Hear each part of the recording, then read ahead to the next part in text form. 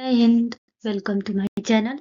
आज हम पढ़ेंगे जो भी करंट अफेयर्स के कुछ इम्पोर्टेंट टॉपिक्स हैं उसको दो पार्ट में पढ़ेंगे। फर्स्ट पार्ट ये है, उसके बाद सेकंड पार्ट इसी वीडियो में रहेगा आगे। तो स्टार्ट करते हैं। फर्स्ट टॉपिक हमारा रहेगा त्योहार त्योहार जो भी मेला महोत्सव है।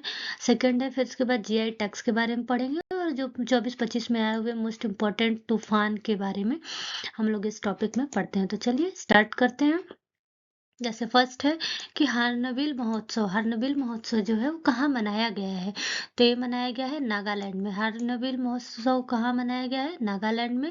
धनु यात्रा जो उत्सव है वो कहाँ मनाया गया है? उड़ीसा में। मंगसिर बगवाल उत्सव कहाँ मनाया गया है? उत्तराखंड में। संगाई महोत्सव मणिपुर में। हार्नबिल महोत्सव कहाँ मनाया गया है? ये नागालैंड में। लग रहा है कि दो बार टॉपिक क्या हो गया है, रिपीट हो गया है। रॉलेड उत्सव कहाँ मनाया गया है? हिमाचल प्रदेश में। अंतर्राष्ट्रीय चेचर कविता महोत्सव कहाँ मनाया गया है? कोलकाता में। 44वां अंतर्राष्ट्रीय व्यापार मेला कहाँ मनाया गया है? नई दिल्ली में। निंगोल चाकोबा जो उत्सव है, उसके बाद मेरा हाउ चोंगबा उत्सव मनाया गया है मणिपुर में। कटी बिहू उत्सव मनाया गया है त्योहार अम्बुबाची मेला, ये असम में। कुकुर तिहार उत्सव या गाय जात्रा त्योहार मनाया गया है नेपाल में। अंतर्राष्ट्रीय पर्पल महोत्सव सिग्मो उत्सव मनाया गया है गोवा में। बथुकम्मा महोत्सव बोनाली उत्सव मनाया गया है तेलंगाना में। बसोहली उत्सव मनाया गया है कठुआ जिला में।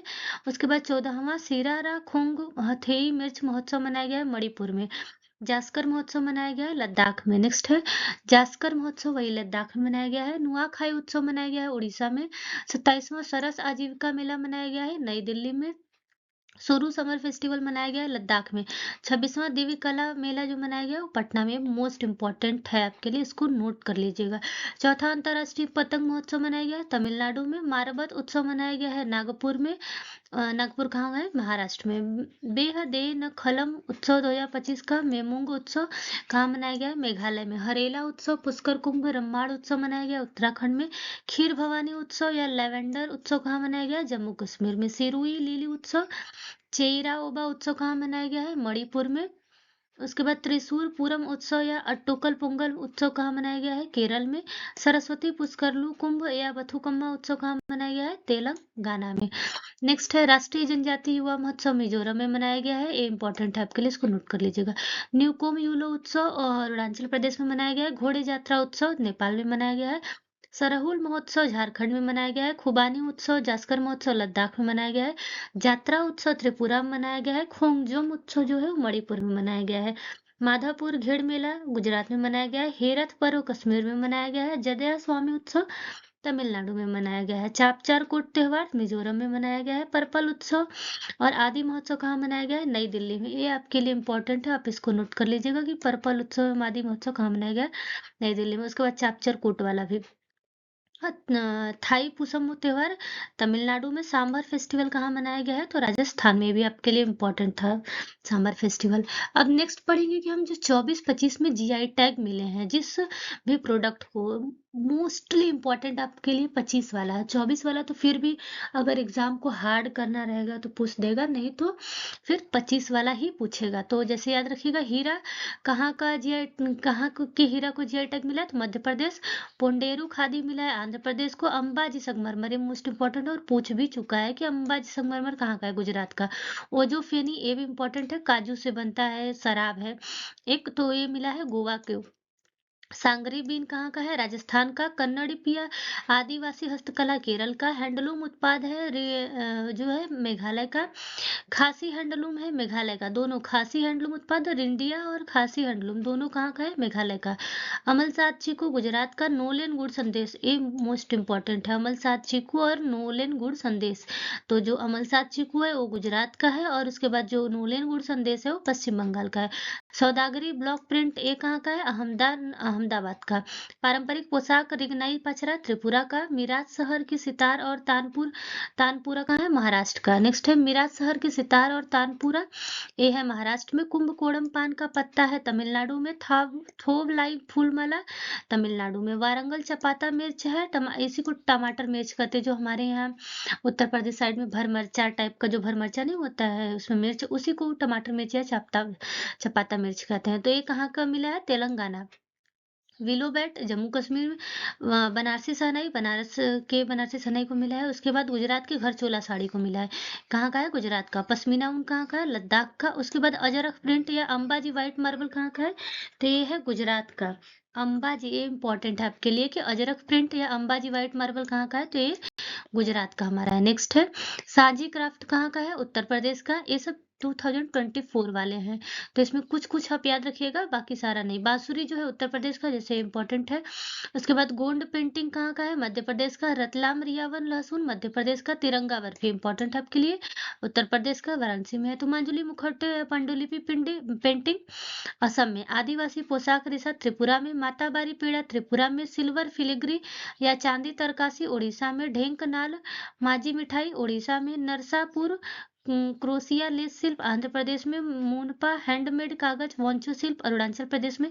आदि अपोंग गैलो वस्त्र मरुआ अपो अरुणाचल प्रदेश में। नीसी वस्त्र या अंगन्यात मिलेट अरुणाचल प्रदेश में। कच्छी खरे खजूर, ये कहाँ का है? कच्छी खरे खजूर गुजरात का है। ये भी इंपॉर्टेंट है आपके लिए। बेसन के लड्डू हनुमानगढ़ी अयोध्या में, ये उत्तर प्रदेश। उसके बाद रेड आंट चीटी चटनी या डोंगरिया कोंद सॉल, ये कहाँ का है? उड़ीसा का है। इसी को हम कहते हैं काई चटनी। रेड आंट जो चींटियों को मार के बनती है ना, पीस के, ऐसे चटनी बनती है, उड़ीसा का बहुत फेमस है। लांजिया साओरा पेंटिंग खजूरी, ये कहाँ का है? उड़ीसा। उसके बाद सिमली पाल काई चटनी, इसी को कहते हैं सिमली पाल काई चटनी, उड़ीसा का ही है। उसके बाद ढोकनाल मगजी नयागढ़ कांति मुड़ी बैगन, ये उड़ीसा को मिला है। नेक्स्ट क्वेश्चन है 2024-25 में आए जो तूफान और चक्रवात है, तो उसको किस, वो जो चक्रवात है उसने किस जगह को क्या किया, प्रभावित किया है, उसके बारे में पढ़ेंगे। और उसका नाम किसने रखा, क्योंकि जो भी चक्रवात तूफान आते हैं तो हर एक कंट्री एक एक करके उनका नाम एक के बाद एक रखती है। तो फेंगल का नाम रखा है सऊदी अरेबिया ने। ये कहाँ आया था? तो तमिलनाडु में आया था। चीडो आया था मोजाम्बिक में, इसका नाम रखा है मॉरिशस ने। डी के लेडी आया था फ्रांस के मायोट क्षेत्र में, दक्षिण अफ्रीका ने नाम रखा था। जूड आया था मेडागास्कर और मोजाम्बिक में, इसका नाम मॉरिशस ने रखा था। अल्फ्रेड आया था ऑस्ट्रेलिया में, इसका नाम ऑस्ट्रेलिया ने रखा था। शक्ति आया था अरब सागर या महाराष्ट्र गुजरात में, अरब सागर महाराष्ट्र गुजरात में, इसका नाम श्रीलंका ने रखा था। रगासा आया था ताइवान फिलीपींस हांगकांग चीन में, इसका नाम फिलीपींस ने रखा था। एमी आया था यूके आयरलैंड नीदरलैंड, इसका नाम यूके मेट ऑफिस ने रखा था। हेलोंग कहाँ का आया था? जापान अलास्का और वियतनाम। मैटमो कहाँ आया था? फिलीपींस चीन और वियतनाम में, इसका नाम लाओस ने रखा था। मोन्था कहाँ आया था? आंध्र प्रदेश उड़ीसा और तमिलनाडु में आया था, इसका नाम थाईलैंड ने रखा था। मेलिसा जो मेलिसा है वो कहाँ आया था? जमैका क्यूबा हैली और बहामास, इसका नाम किसी कंट्री ने नहीं रखा था। कालमैगी जो है वो फिलीपींस और वियतनाम में आया था, इसका नाम उत्तर कोरिया ने रखा था। और उसके बाद सबसे मोस्ट इम्पॉर्टेंट ये पूछता है, दीतवा कहाँ था? किसी एग्जाम में पूछा भी है बहुत सारा पीछे, एसएससी के एग्जाम में। दीतवा कहाँ पर आया था? श्रीलंका में, इसका नाम किसने रखा था? तो यमन ने रखा था। चलिए आज का होमवर्क है आपको, इसको होमवर्क को आपको क्या करना है, कमेंट बॉक्स में बताना। भी जाना नहीं है, अभी अभी सेकेंड पार्ट इसका स्टार्ट होने वाला है, इसी वीडियो में स्टार्ट होगा। तो जो होमवर्क आपका है इसको आप कमेंट बॉक्स में क्या करिएगा, नोट करिएगा। अगर आपको नहीं आ रहा है इसका मतलब आपने वीडियो ध्यान से देखा ही नहीं है। आप वीडियो को पॉज करिए, पीछे जाइए और उसको क्या करिए, फिर उसका आंसर देखिए। आपको अभी बहुत जो है ट्रिक, कार्टून, इन सब से पढ़ने की जरूरत नहीं है। आपको बहुत सीरियसली पढ़ाई करनी है, क्योंकि कंपटीशन बहुत टफ है। हमने जो भी एग्जाम्स निकाले हुए हैं, क्रैक किए हुए हैं, उन सब में बहुत सीरियसली पढ़ाई करनी पड़ती है। ऐसा नहीं है कि कार्टून देख रहे हैं, ये देख रहे हैं, वो देख रहे हैं, छोटे बच्चे नहीं रह गए आपको कि ये सब ऐसे पढ़ाना होगा। आपको बहुत सीरियसली पढ़ना होगा। तो इस होमवर्क के आंसर आप क्या करिए, कमेंट बॉक्स में दीजिए। जो बच्चे पढ़ते हैं, करते हैं, सुनते हैं, वही सक्सेस हो पाते हैं, नहीं तो फिर ऐसे प्रिपरेशन करने वाले तो लाखों हैं। चौथा अंतर्राष्ट्रीय पतंग महोत्सव कहाँ मनाया गया है? उसके बाद वारंगल चपाता मिर्च जो टमाटर मिर्च है, ये किस स्टेट का है जिसको जीआई टैग मिला है, उसको बताना है। पश्मीना ऊन किस स्टेट का है, ये भी आपको क्या करना है, कमेंट बॉक्स में बताना है कि किस स्टेट का है जो इसको जीआई टैग मिला है। तो हम आते हैं अपना नेक्स्ट टॉपिक स्टार्ट करते हैं, टॉपिक नंबर 2। इसमें हम पढ़ेंगे प्रमुख कृषिगत उत्पादन भारत एवं विश्व में, जो है बाघ गणना रिपोर्ट के बारे में पढ़ेंगे, प्रोजेक्ट चीता के बारे में पढ़ेंगे, इसरो के जो भी मिशन है, वर्ड ऑफ द ईयर किसको चुना गया है, उसके बाद प्रमुख खनिजों और विश्व में, जो भारत और विश्व में। तो ये टॉपिक्स आपके लिए मोस्टली इंपॉर्टेंट है, आप इसको केयरफुली सुनिएगा। तो देखते हैं, चावल में विश्व में प्रथम नंबर पे कौन है? चीन। और भारत में फर्स्ट नंबर पे कौन है? पश्चिम बंगाल। गेहूं जो है, गेहूं और आलू दोनों में विश्व में प्रथम नंबर पर कौन है? तो चीन। और अपने इंडिया में फर्स्ट नंबर पे कौन है? तो उत्तर प्रदेश। मक्का में अमेरिका, इंडिया में कर्नाटक। दलहन दालों में जो विश्व में फर्स्ट नंबर पर भारत, और भारत में भी कौन है? तो ये हमारा मध्य प्रदेश। अभी अरावली वाला आप लोग सुने थे ना, कि जो अरावली पहाड़ है उसको काटने की बात चल रही थी, बट अभी तो ऐसे कुछ उसको कैंसिल कर दिया गया है, सुनने में आ रहा है। देखते हैं, विचार चल रही है उस पे। तो जो भी हमें अरावली काटने के बाद चल, इससे बहुत इफेक्ट होगा, इससे मध्य प्रदेश इन सब चीजों को क्या हो जाएगा? बालू से पूरा रेत बन जाएगा। खैर, उसको छोड़ते हैं, अभी अपना ये पढ़ते हैं कि दलहन और दालों में क्या है? सबसे पहले नंबर पे भारत है, उसमें भी भारत में भी कौन है? तो मध्य प्रदेश। मूंगफली में चीन है, और उसके बाद इंडिया में गुजरात। गन्ना में कौन है? ब्राजील है। गन्ना का ब्राजील है वर्ल्ड में, और इंडिया में उत्तर प्रदेश। जूट का वर्ल्ड में भारत है, और उसके बाद भारत में भी पश्चिम बंगाल। तंबाकू का वर्ल्ड में चीन है, और खा ए सॉरी, जो हमारे इंडिया में है वो आंध्र प्रदेश है। खाने में तो इंडिया नंबर 1 पर है, लेकिन ये क्या कह रहा है? उत्पादन के लिए कह रहा है। प्राकृतिक रबर में जो फर्स्ट नंबर पर है कौन है? थाईलैंड है। और उसके बाद इंडिया में केरल है। कॉफी में ये इम्पोर्टेंट है आपके लिए, कॉफी जो कॉफी है इसमें वर्ल्ड में ब्राजील है, और उसके बाद अपने इंडिया में कर्नाटक है। सूरजमुखी में वर्ल्ड में यूक्रेन है, इंडिया में कर्नाटक है। ज्वार में वर्ल्ड में अमेरिका है, और उसके बाद इंडिया में महाराष्ट्र है। कपास में चीन है वर्ल्ड में, और इंडिया में कौन है? गुजरात है। प्याज में वर्ल्ड में चीन है, और उसके बाद गुजरात में महाराष्ट्र है। चाय में वर्ल्ड में चीन है, और ये इंडिया में कौन है? असम है। आप एक चीज नोटिस किए हैं? चीन देखिए कितनी जगह पर है, यहाँ पर है, यहाँ पर है, यहाँ पर है। चीन हर जगह फर्स्ट आ रहा है, चाहे आप टेक्नोलॉजी वाला टॉपिक पढ़ेंगे, चाहे उत्पादन में पढ़ेंगे, चाहे किसी भी चीज में पढ़ेंगे, चीन बहुत फास्ट आगे ग्रो कर रहा है। उसका सिर्फ और सिर्फ एक कारण है कि उसने पढ़ाई पर बहुत बहुत फोकस किया है, और उसने जो भी लैंग्वेज है, मोस्टली लैंग्वेज है, जैसे हमें न्यूटन्स लॉ पढ़ने हैं, तो चाहे हम हिंदी में सीखें, चाहे हम अपने लैंग्वेज में सीखें, पढ़ तो वही चीज रहे हैं ना। तो पता नहीं क्यों यहाँ पर हर चीज को इंग्लिश में, इंग्लिश में, इंग्लिश में किया जा रहा है। ना तो बच्चे यहाँ क्यों पा रहे हैं? अगर आपको इंग्लिश में ही करना है तो टोटली इंग्लिश कर दीजिए। घर पर भी बच्चे इंग्लिश बोले, ऑल जगह, all to all English, no Hindi. Hindi को पूरी तरीके से खत्म कर दीजिए। अब आधा हिंदी आधा इंग्लिश, बच्चों के ऊपर प्रेशर पड़ता है। ना तो बच्चे इंग्लिश पढ़ पाते हैं सही ढंग से, और ना तो सही ढंग से हिंदी पढ़ पाते हैं। बट क्या कर सकते हैं, चलिए जैसे चल रहा है उसी में चलता रहेगा सब कुछ। अब चीन ने क्या किया था कि उसने कहा था कि छोड़ो अदर लैंग्वेज, जिसको हमसे बात करना होगा, जिसको हमसे जरूरत पड़ेगी, वो हमारे लैंग्वेज बात करेगा।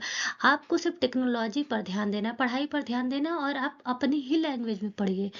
तो ये वहाँ के लिए ज़्यादा फायदेमंद था। और उसने यूनिवर्सिटी बच्चों के, अगर कभी आपने शॉर्ट में देखा होगा, छोटे छोटे बच्चे जो है वो टेक्नोलॉजी बना रहे हैं, उसके बाद वे हाथों से अपने काम कर रहे हैं। यहाँ के छोटे बच्चे क्या कर रहे हैं आप देख ही रहे होंगे। चलिए हम पढ़ते हैं नेक्स्ट, अपना टाइम वेस्ट नहीं करते हैं। बाघ गणना रिपोर्ट, बाघ गणना रिपोर्ट 2022 में हुआ था। तो इसमें क्या था?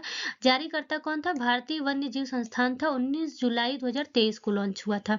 2022 की रिपोर्ट पांचवें क्रम की रिपोर्ट है, जो प्रत्येक 4 वर्ष पर क्या होती है? जारी होती है। तो 2022 में हुआ था। 24, 25, 26, 27, अब 2027 में होगा। भारत में बाघों की कुल संख्या, इंपॉर्टेंट है आपके लिए, इसको नोट कर लीजिएगा। तो भारत में बाघों की कुल संख्या कितनी थी? 3682। 2018 में यह इतनी थी। 2967 बढ़ के कितना हो गया? 3682। विश्व का 75% बाघ केवल भारत में, और सबसे भारत में भी सबसे अधिक मध्य प्रदेश में 785 है। ताजा जारी रिपोर्ट के अनुसार बाघों की कुल संख्या न्यूनतम 3167 एवं अधिकतम 3925 संभावित, ऐसा कहने में माना जा रहा है कि है। औसत वार्षिक वृद्धि दर 6.1% है। 2018 और 22 के बीच बाघों की संख्या लगभग 24.1% दर्ज की गई है। बढ़िया। जिम कार्बेट रिजर्व, जो जिम कार्बेट रिजर्व है उत्तराखंड में, देश के सबसे ज्यादा बाघ यहीं पर है। कितने? 260। बिहार में बाघों की संख्या 2018 में कितनी थी? 31।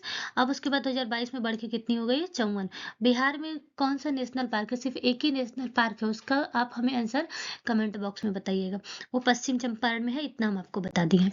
देखिए अब नेक्स्ट है प्रोजेक्ट चीता। हम पढ़ेंगे प्रोजेक्ट चीता के बारे में। प्रोजेक्ट चीता के तहत 17 सितंबर 2022 को नामीबिया से 8 अफ्रीकी चीते। ये आपसे पूछ सकता है कि कहाँ से लाए जा रहे हैं अफ्रीकी चीते, तो नामीबिया से लाए जा रहे हैं, जिसमें 5 फीमेल है और 3 कौन है, मेल है।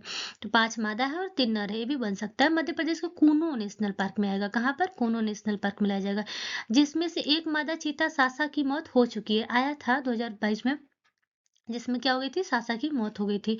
इसकी निगरानी हेतु सरकार ने 9 सदस्यीय एक कार्यबल को 2 वर्ष की अवधि के लिए गठित किया है, मतलब तो हो गया 2 वर्ष। इस प्रोजेक्ट के तहत अगले 5 वर्षों में कुल 50 चीतों को क्या कि भारत लाने की योजना है। अब नेक्स्ट हम पढ़ते हैं कि इसरो के जो भी हमारे क्या है मिशन है, जैसे अंतरिक्ष मिशन है, तो ये 2028 तक इसको लॉन्च करने का ये है। लॉन्च कब लॉन्च होगा और एक उसके उद्देश्य क्या है लॉन्च करने का। तो जो अंतरिक्ष स्टेशन है वो 2028 में लॉन्च होगा। एक नियोजित स्टेशन जहां यात्री 15 से 20 दिन रहेंगे। चंद्रयान 4 लॉन्च होगा 2028 में, चंद्रमा से सैंपल लेकर पृथ्वी तक पहुंचना। लूपेक्स लॉन्च होगा 2028 में। जाक्सा मतलब जापान का है, जाक्सा और इसरो की संयुक्त परियोजना है। गगनयान 2027 में लॉन्च होगा, भारत का पहला मानव अंतरिक्ष मिशन है। उसके बाद शुक्रयान जो है 2028 में शुक्र के वायुमंडल का अध्ययन करने के लिए जो है ये शुक्रयान फर्स्ट जाएगा। कब? 28 में। मंगलयान 2 जो है 2030 में जाएगा। इंपॉर्टेंट है आपके लिए। मंगल ग्रह हेतु भारत का दूसरा इंटरप्लेनेटरी मिशन है। अब हम लोग नेक्स्ट पढ़ेंगे कि जो डिक्शनरियों में वर्ड ऑफ द ईयर चुना गया है, ये आप सुने होंगे कि जो 6-7 इस बार बहुत हो रहा है, मतलब चर्चे में रहा है। 6-7 आप अपने गूगल पर सर्च करेंगे ना, तो आपको थोड़ा सा जो आपका स्क्रीन होम पेज है वो हिलता हुआ दिखेगा, करके दिखेगा। तो डिक्शनरी.com में ना ये भी इम्पोर्टेंट है, याद भी रखिएगा कि डिक्शनरी.com ने 6-7 को वर्ड ऑफ द ईयर चुना है। इस 6-7 का कोई मतलब नहीं होता है, कोई अर्थ नहीं है, बस इसको उन्होंने 6-7 ऐसे ही चूज कर लिया कि 6-7 वर्ड ऑफ द ईयर है डिक्शनरी.com ने। उनको जो भी सही लगा हो, उनको जो भी थॉट रहा हो। और ऑक्सफोर्ड ने किसको चुना है रेज बेट को। मरियम वेबस्टर ने स्लॉप को। और उसके बाद ये इंपॉर्टेंट है, कैम्ब्रिज यूनिवर्सिटी जो है वो पैरासोशल को चुना है। किसको? पैरासोशल को। इंपॉर्टेंट है आपके लिए। कॉलिंस ने वाइब कोडिंग को। वाइब कोडिंग को किसने चुना है? कॉलिंस ने वाइब कोडिंग को। और उसके बाद डिक्शनरी.com ने 6-7 को। और उसके बाद ऑक्सफोर्ड ने रेजबेट को, मरियम वेबस्टर ने स्लॉप को, कैम्ब्रिज ने पैरासोशल को। ये है आपके 2024 के। आप इसको पढ़ना चाहते हैं तो पढ़ सकते हैं। आइए नेक्स्ट हम देखते हैं इसरो का 2024-25 के जो प्रमुख मिशन है उसके बारे में पढ़ते हैं हम लोग कि कौन कौन से मिशन है और इसको किस रॉकेट से लॉन्च किया जाना है। तो देखते हैं। CMS-3 जो है ये 2 नवंबर 2025 को लॉन्च हो चुका है LVM-3 M5 से। उसके बाद निसार जो था वो 30 जुलाई 2025 को लॉन्च हुआ था GSLV F-16 से। एक्सियोम 4 जो है 25 जून 2025 को लॉन्च हुआ था SpaceX Falcon 9 से। इंपॉर्टेंट नहीं उतना आपके लिए।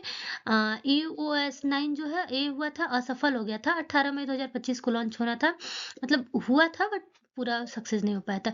PSLV C61 से। NBS-02 ये है 19 जनवरी 2025 को GSLV F-15 से। उसके बाद स्पेसडेक्स मिशन 23 दिसंबर 2024 को PSLV C60 से। प्रोबा 3 मिशन 5 दिसंबर 2024 को PSLV C59 से। GSAT 20 जो 20 है GSAT 20 19 नवंबर 2024 को SpaceX Falcon 9 से। नेक्स्ट है EOS जो 8 है वो 16 अगस्त 2024 को SSLV D3 से। उसके बाद INSAT 3DS जो है 17 फरवरी 2024 को GSLV F-14 से। नेक्स्ट हम पढ़ेंगे भारतीय वन स्थिति रिपोर्ट के बारे में। कुछ टॉपिक्स और बचे हुए हैं, इसको हम लोग फिनिश कर लेते हैं। 21 दिसंबर 2024 को पर्यावरण, वन और जलवायु परिवर्तन मंत्री भूपेंद्र यादव ने वन अनुसंधान संस्थान देहरादून में 18वां वन स्थिति रिपोर्ट 2023 जारी किया था। इसके 2 वर्ष पर ये कब होता है? तो हर 2 वर्ष पे। तो 23 में हो चुका था, 24-25। उसके बाद अब 25 वाला भी हुआ नहीं है, आने वाले समय में हो जाएगा। देश में कुल एवं वन वृक्षावरण जो है कितने हुए हैं? 8,27,357, मतलब लगभग 25.17%। कुल वनावरण जो हुए हैं वो 7,15,343 है, 21.76%। कुल वृक्ष आवरण का क्षेत्रफल कितना रहा है? तो 1,12,014, ये 3.41%। 2021 की तुलना में वृक्षावरण में वृद्धि कितनी हुई है? तो 1,445 किलोमीटर स्क्वायर। इसको आप अपने कॉपी में नोट, वैसे इतना इम्पोर्टेंट है नहीं, बट जो इम्पोर्टेंट है इस टॉपिक में हम आपको बता दे रहे हैं, उसको नोट कर लीजिएगा। वन एवरेज आवर में सर्वाधिक वृद्धि, ये इंपॉर्टेंट है आपके लिए। सर्वाधिक वृद्धि वाले 3 राज्य छत्तीसगढ़ में सबसे ज्यादा है, उसके बाद उत्तर प्रदेश, उड़ीसा। इसको नोट कर लीजिएगा आप लोग कि सबसे अधिक किसमें है, छत्तीसगढ़ में, फिर उत्तर प्रदेश में, फिर उड़ीसा में थर्ड नंबर पे। और सबसे कम किसमें है और सबसे अधिक वृद्धि किसमें हुई है। और इसके बाद हम पढ़ेंगे सबसे अधिक वृद्धि किसमें हुई है। वन आवरण में, वन वन और वृक्ष आवरण दोनों है इसमें। देखिए वन और वृक्ष आवरण दोनों है इसमें, सिर्फ और सिर्फ वन आवरण। इसको आप ध्यान में रखिएगा बिल्कुल। ये छोटे छोटे पॉइंट्स जो होते हैं वही आपको एग्जाम में नंबर दिलाते हैं, जो बाकियों से अलग करते हैं। जो लोग इसको ध्यान नहीं देंगे आगे बढ़ जाएंगे, आपसे पीछे हो जाएंगे। जो इस चीज को ध्यान देगा वो क्या होगा, आगे हो जाएगा। तो देखिए यहाँ पे लिखा है वन और वृक्ष आवरण में, और अगर बोलेगा वन आवरण में तो ये है मिजोरम, गुजरात और उसके बाद उड़ीसा। नेक्स्ट टॉपिक है मतलब नेक्स्ट टॉपिक नहीं, यही है आपका कि क्षेत्रफल में सर्वाधिक वन और वृक्ष आवरण में मध्य प्रदेश, अरुणाचल प्रदेश और महाराष्ट्र। उसके बाद पूछेगा कि वृक्ष आवरण, वन और वृक्ष आवरण मध्य प्रदेश और इसको आप वीडियो पॉज करके नोट कर लीजिएगा। तो हम आते हैं नेक्स्ट टॉपिक पर अपने। प्रमुख खनिज उत्पादन एवं भारत में एवं विश्व में। कोयला या ग्रेफाइट में एक खनिज है, ये क्या है, खनिज है। तो कोयला या ग्रेफाइट में वर्ल्ड में चीन है, इसमें भी देखेंगे तो चीन ही रहेगा। कोयला या ग्रेफाइट में फर्स्ट नंबर पे चीन है, और जब भारत में देखेंगे तो उड़ीसा। हीरा वर्ल्ड में रूस है, इंडिया में मध्य प्रदेश। तांबा वर्ल्ड में चिली, इंडिया में मध्य प्रदेश। लव अयस्क वर्ल्ड में ऑस्ट्रेलिया, इंडिया में उड़ीसा है। चांदी वर्ल्ड में मैक्सिको और इंडिया में राजस्थान। कच्चा तेल वर्ल्ड में अमेरिका, इंडिया में राजस्थान।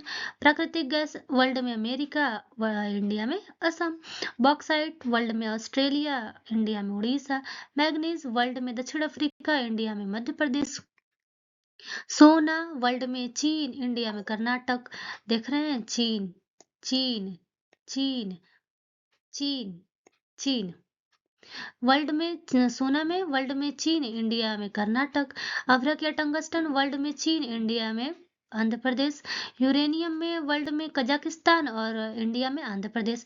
जिप्सम में वर्ल्ड में अमेरिका, इंडिया में राजस्थान। सीसा या कैडमियम में वर्ल्ड में चीन और उसके बाद इंडिया में राजस्थान। निकेल में वर्ल्ड में इंडोनेशिया, इंडिया में उड़ीसा।